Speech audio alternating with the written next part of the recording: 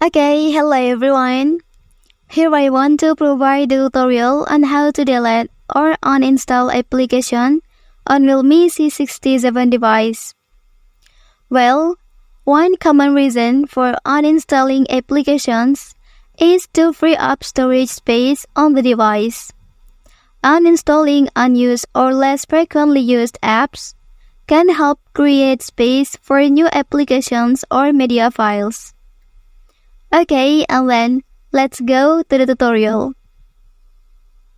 First thing first, open please Settings menu on your device.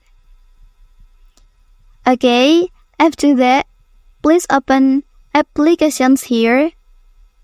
And then you can select See All Apps.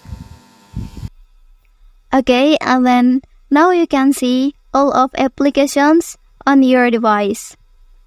Okay, and then you can select any application you want to remove.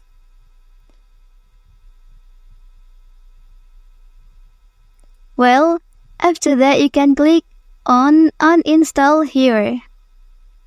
And then click OK.